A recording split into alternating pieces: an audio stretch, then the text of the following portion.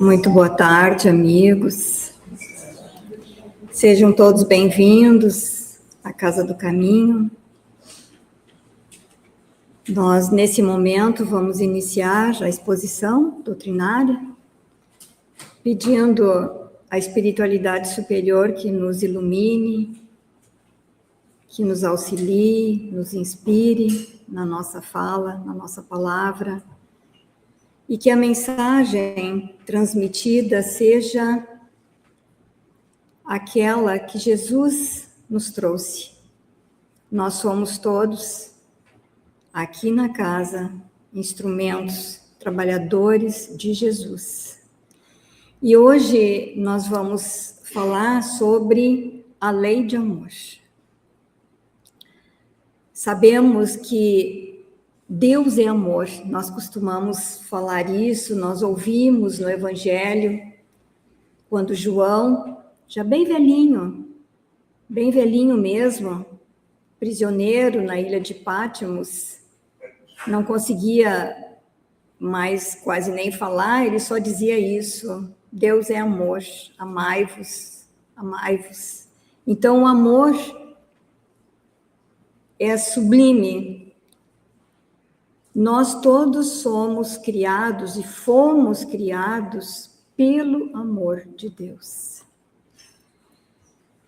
E tem um textinho pequeno que eu trouxe, que achei bonito, relevante, que está nesse livro Novos Rumos, de Divaldo Franco, na psicografia de Viana de Carvalho, onde ele diz assim, isso está no capítulo 3. O amor de Deus, luz em toda parte, e a sua misericórdia expande-se em todas as direções, abençoando a criação e as criaturas, que avançam às vezes com dificuldade, porém com esperança na conquista da plenitude que nos está reservada.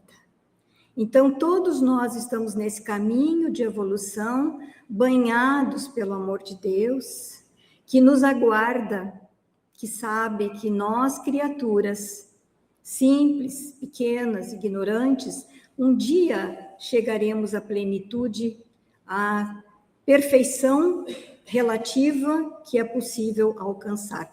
Todos nós chegaremos lá. E Deus nos aguarda pacientemente. Nesse livro, Pensamento e Vida, psicografia de Chico Xavier, pelo Espírito Emmanuel, no último capítulo, capítulo 30, tem o título Amor, ele diz o seguinte, que o amor puro é o reflexo do Criador em todas as criaturas. Brilha em tudo palpita na mesma vibração de sabedoria e beleza. Plasma divino com que Deus envolve tudo que é criado. O amor é o hálito dele mesmo, penetrando o universo. Então, nós todos estamos envolvidos no que se chama plasma divino, o fluido cósmico. É como se nós estivéssemos como peixinhos dentro do mar.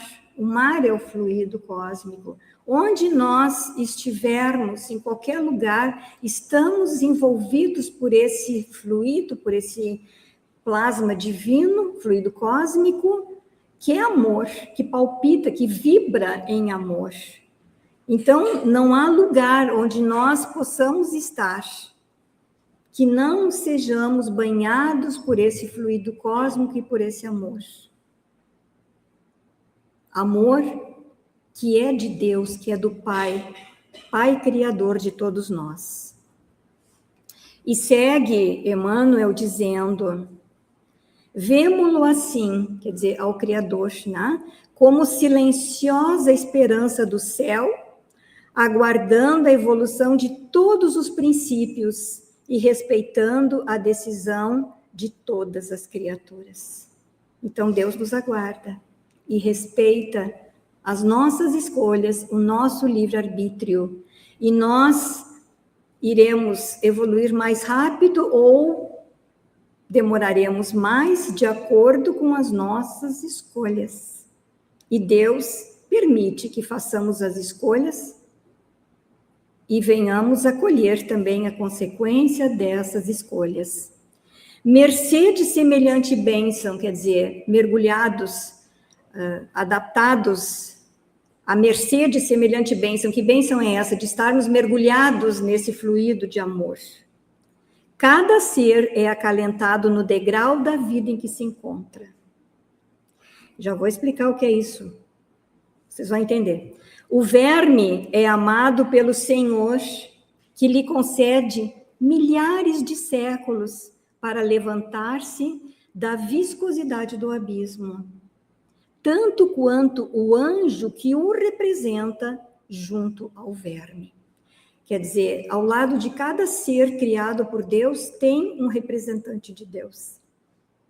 Nós aqui, cada um de nós tem o seu anjo guardião, seu protetor, que é o representante de Deus junto de nós, que é quem nos cuida, que é quem nos inspira, que é quem nos ajuda no nosso processo evolutivo. E Deus não ama mais ao anjo do que ao verme. Isso é tão importante a gente entender. Deus ama a todos e nós somos amados desde que fomos criados. Então não importa o que a gente faça, não importa o quanto a gente fuja de Deus, não importa o quanto a gente negue a existência de Deus, Ele nos ama incondicionalmente e nos envolve com o seu amor o tempo inteiro. O tempo inteiro.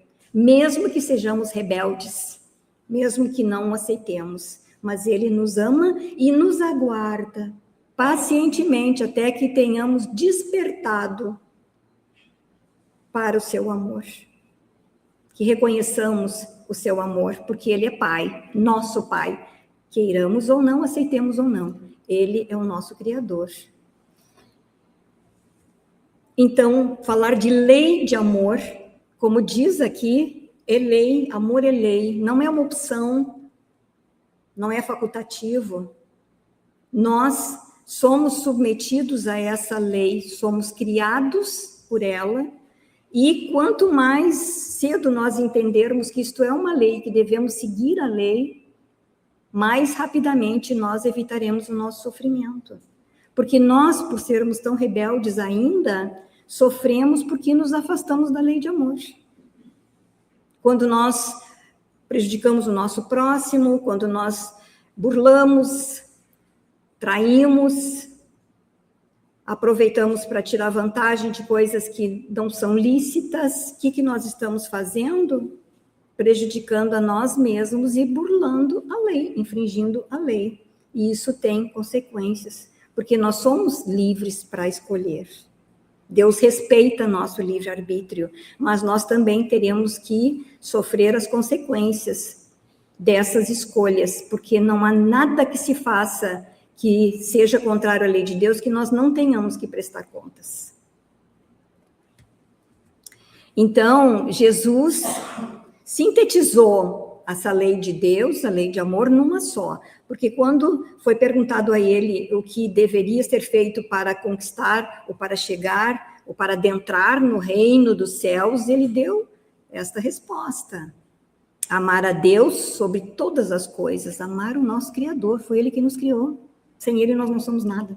Amar a Deus, então, sobre todas as coisas, e ao próximo como a si mesmo. Então, amar o outro e amar a si. É amor, em resumo. E Jesus nos disse mais: amai-vos uns aos outros como eu vos tenho amado. E continua amando. E continua nos cuidando. E continua à frente desse planeta que não está à deriva. Porque às vezes a gente olha os noticiários e pensa, mas como pode acontecer isso? Onde está Deus? Será que Deus esqueceu de nós? Certamente que não. Deus está no comando e Jesus recebeu de Deus essa missão de cuidar desse planeta, e certamente Ele está cuidando. Então, a lei de amor é a força mantenedora de todo o universo, que mantém o equilíbrio do universo, dos planetas, de tudo que existe, que está sob equilíbrio, sim, é essa lei de amor, é o amor do Criador. E não é possível ser feliz sem amar. Não é possível, porque nós não conquistaremos a felicidade verdadeira sem amar.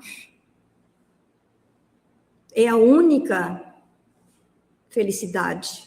Porque quando nós amamos, mas não é esse amor que tem o marido com a mulher, os companheiros, os amigos, amor fraterno, amor de casais, não é desse amor que se fala.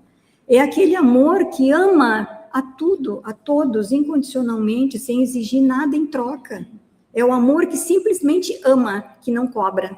Porque quando nós cobramos, nós não estamos amando.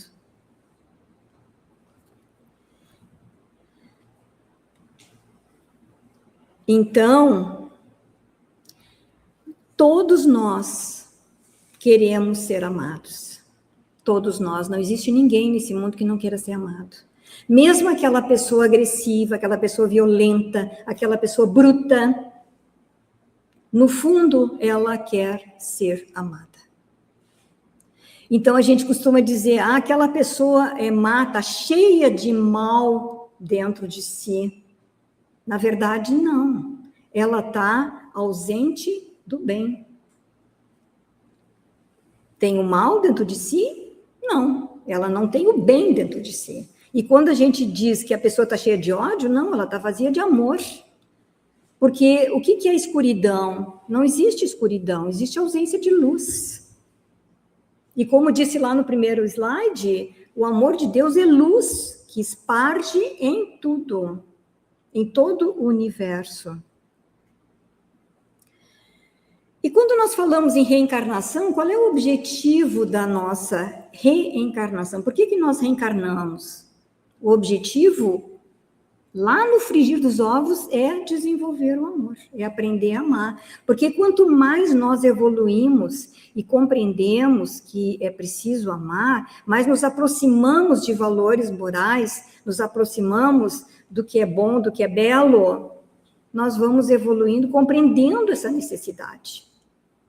Então, quando Deus nos permite reencarnar, quando Deus nos dá um novo dia, quando Deus nos dá uma nova oportunidade, é o amor dele para as suas criaturas. E eu gostei muito disso aqui, porque eu achei tão próprio quando diz assim, ó, que o propósito da vida trabalha em nós e conosco, através de todos os meios para guiar-nos à perfeição. O que é o propósito da vida? É Deus na nossa vida, porque o propósito é evoluir, é crescer. Então, Deus trabalha em nós e conosco. Deus nos dá as oportunidades, as ferramentas o tempo inteiro, mas se nós não usarmos, não aproveitarmos, Ele não pode fazer nada. Às vezes a gente pede, meu Deus, me ajuda nisso, mas se eu não fizer a minha parte, eu preciso trabalhar com Ele. Então, Ele trabalha em nós e conosco. A gente sabe que a espiritualidade que está ao nosso lado, nos orientando, nos encaminhando, nos auxiliando, ela está fazendo a sua parte. 100% do trabalho que o mundo espiritual precisa fazer, eles fazem. São espíritos superiores. Mas nós não fazemos. E a gente se queixa. Não deu certo. Não consegui, mas a gente fez um esforço. Trabalhou para isso. Precisa fazer a nossa parte. Agindo em sentido contrário à lei, nós criamos aflições e sofrimentos em nós mesmos. Então, isso está no Livro dos Espíritos. Quando nós somos infelizes porque infringimos a lei. Quando eu entender que eu não posso fazer o mal, que eu não posso agir em detrimento do outro, que eu não posso ser egoísta, pensar só em mim, isso é bom para mim, o resto não interessa. Quando eu chego lá na rua, descarto o meu lixo em qualquer lugar, jogo na rua, como a gente vê, estão jogando lixo em qualquer lugar, tira da minha casa e joga no meio da rua, como se o meio da rua não fosse a minha casa também, o planeta é nosso, é de todos. Separar lixo, cuidar da natureza, o cuidado é de todos e é responsabilidade de todos. Eu vejo pessoas em carrão, quando eu estou dirigindo, um carrão e, às vezes, abre a janela e joga para fora uma latinha. Gente, o que é isso? O cara tem dinheiro, tem um baita carro e tem a coragem de jogar fora uma latinha. Então, que consciência tem uma pessoa assim? E assim somos nós. Precisamos ter consciência da nossa responsabilidade em relação ao ambiente que nós vivemos, em relação à nossa família, em relação à nossa casa, em relação ao lugar onde trabalhamos, em relação ao planeta em que moramos. Todos nós moramos na mesma casa, a casa é de todos. Não é só dentro do meu quintal ou da porta do meu apartamento. A casa é de todos e a responsabilidade é de todos nós. Então, quando falamos em reencarnação, nós ganhamos um novo corpo. Que bênção! Um novo corpo, novinho em folha. Com a pele lisinha, bonitinho, que vai aprender tudo de novo. Claro que algumas coisas estão na nossa memória espiritual, mas vai ter uma nova oportunidade, uma nova chance de refazer, novos roteiros, obedecendo à lei do progresso. Isso aí é o amor de Deus, nos dando nova chance. Volta lá, minha filha. Volta lá, meu filho. Faz de novo. Olha, dessa vez eu vou te dar essas condições, essa família. Tu vai nascer nesse país. Tu vai ter oportunidade de conhecer a doutrina espírita. Tu vai poder frequentar uma casa espírita, ter o conhecimento que liberta, que tira o véu da frente. Então, quantas oportunidades em cada vida nós temos. Novos valores vamos vivenciando, aprender a viver a lei de Deus e, principalmente, que nós precisamos aprender também é priorizar a vida espiritual. Porque o que nós priorizamos atualmente? Nós vivemos num mundo materialista, onde muitos negam até a existência de Deus, onde o mais importante é ter coisas, é ser rico, é ter um bom carro, é ter uma boa casa, se vestir bem, ter a bolsa chique, né? Roupa da moda. O que é isso? Materialismo. E a roupa nós vamos levar? Quando a gente morrer, não vai poder levar nada, nada, nada. Vai o caixão com uma roupinha, nossa, e deu. E que vai ficar na terra, junto com o caixão, junto com o corpo, se não for cremado. Então, a gente não leva as coisas materiais, mas o que a gente leva? Tenhamos a certeza de que todos nós aqui vamos desencarnar. Mas isso não é o fim, não é para ninguém se desesperar, porque a gente vai desencarnar, mas vai continuar vivendo, vai deixar só a roupinha aqui que não serve mais, mas vai conosco o que é mais importante. Nosso espírito imortal, levando as experiências, os aprendizados, o que fez de bom e o que também não fez de tão bom, né? Para do outro lado, quando não tem a matéria que nos bloqueia, muitas vezes, a percepção, que obscurece a nossa consciência, porque a gente faz coisas, às vezes, que são erradas, a gente meio que sabe que é errado, mas não dá muita bola. Não tem problema, todo mundo faz, vou fazer também. Mas quando chega lá, não tem mais isso, a máscara cai. E a gente fica frente a frente com a nossa consciência. O que eu fiz? Foi certo isso? Podia ter feito diferente? Por que eu desisti disso? Por que eu abandonei? Por que eu não tive mais persistência? Por que eu não tive mais coragem? Por que não continuei? Desisti porque fiquei cansada? Fiquei com preguiça? Mas vou embora desse país, vou para outro lugar, vou trocar de família, trocar de marido, porque meu marido está chato, está velho, está resmungão. Quem sabe eu acho um melhorzinho, mais novinho, e troco, deixo lá o marido, uma mulher, ou os filhos, ou os pais. Esquece que os nossos pais sacrificaram para que nós estivéssemos aqui, às vezes com a velhice, eles estão chatos, estão doentes, estão gagás, e a gente então esquece deles. Mas quando chega lá, a gente lembra, puxa, eu devia ter feito isso, estava na minha programação, mas não fiz. E aí o que acontece? A gente se arrepende, chora, se escabela e pede o quê? Me deixa voltar para dessa vez, quem sabe, acertar. Mas como é que a gente consegue amar em plenitude? Será que é fácil? Certamente que não, né? Se fosse, a gente nem estava mais aqui nesse planeta. Porque o amor não chega de repente, a gente não dorme de um jeito e acorda cheio de amor, aquele amor pleno por todo mundo. Não é assim, não. O amor não vem por mágica. O que brota de dentro de nós, de repente, não é amor, isso é paixão, isso é desejo. E que acaba, assim como começa, acaba. Porque amor mesmo é uma construção. Precisa ser lapidado. Precisa tirar as arestas, as felpas, as pontas que machucam, que ferem, ou que nos ferem. Para poder amar de verdade, precisa conhecer Jesus. Exige mudanças em nós. E todos nós precisamos olhar para dentro de nós e ver as mudanças que precisamos fazer. E a primeira mudança é o nosso pensamento. Nosso pensamento é positivo, nós pensamos no bem, ou nós ficamos remoendo mágoas, guardando raiva, inveja, ciúme, querendo que o outro tenha. As palavras podem ferir e as palavras podem construir, levantar ou jogar no chão.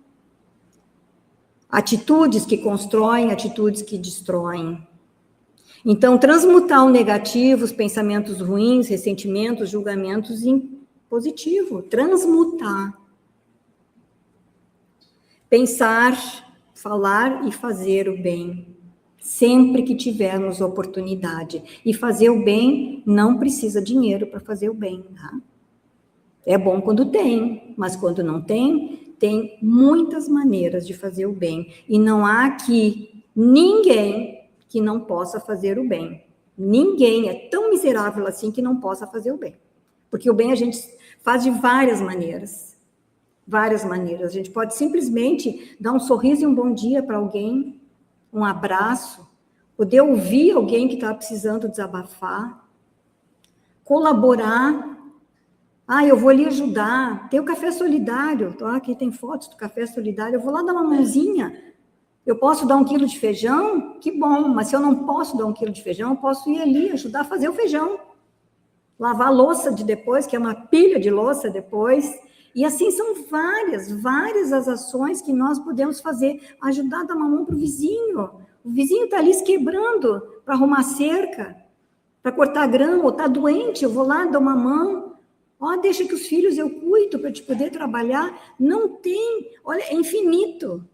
Infinitas possibilidades que nós temos de fazer o bem. Começando pelo pensamento no bem, sem julgamento, sem raiva, sem mágoa. Compreender o outro, porque aquele outro que está doente, que está irritado, que chega te agredindo, é alguém, como eu disse antes, que precisa ser amado e compreendido, porque ele está agindo assim, porque ele não está bem. Se tivesse bem, tivesse feliz, tivesse pleno, não estava fazendo isso.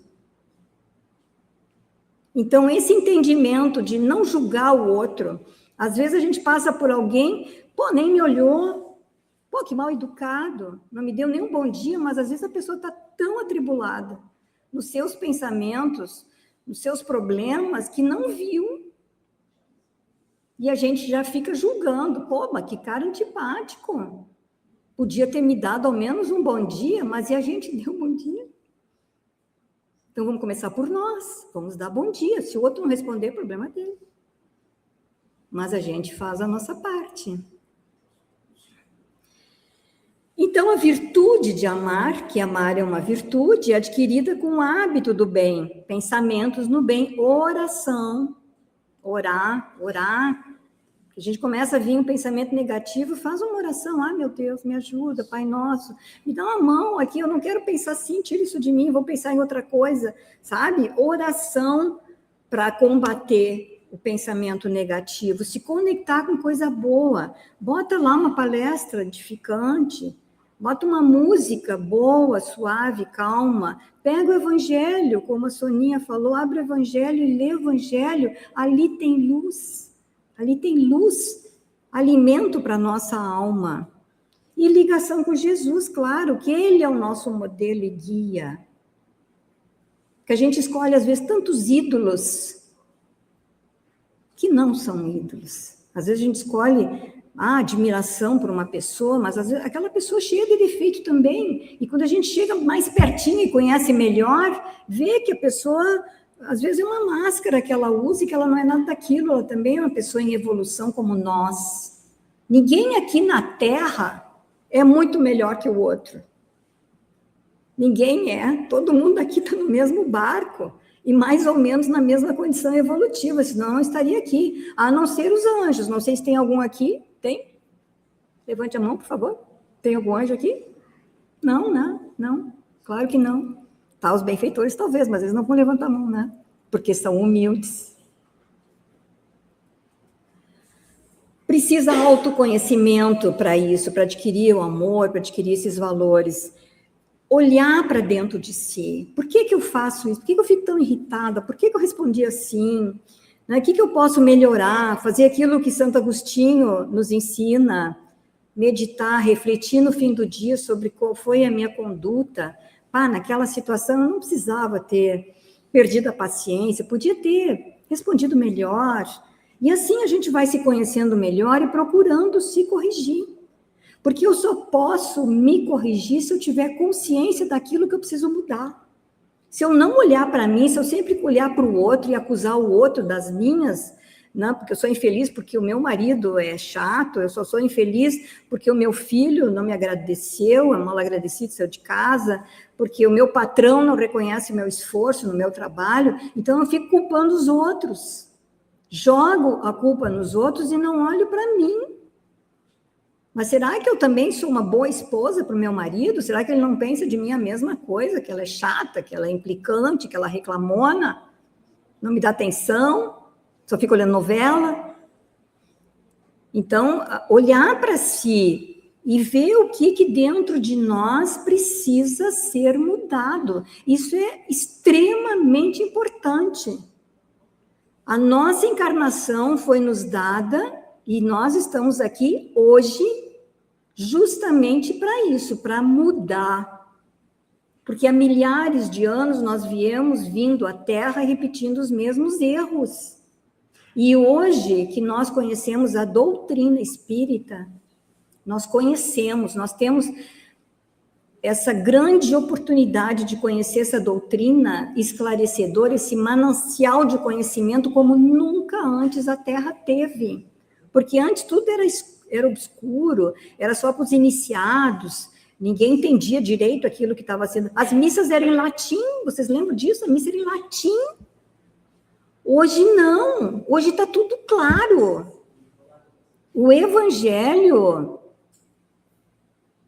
segundo o Espiritismo, tem ali as explicações dos Espíritos sobre o que Jesus quis dizer. Então, é tudo claro, está ali aberto o conhecimento, basta que a gente queira buscar o conhecimento. Então, a gente não pode, quando desencarnar, chegar do outro lado e dizer que não sabia. Eu não sabia. Que pena, se eu soubesse. Mas a gente sabe que todo mundo aqui conhece Jesus, todo mundo aqui já tem esclarecimento suficiente para saber que precisa mudar.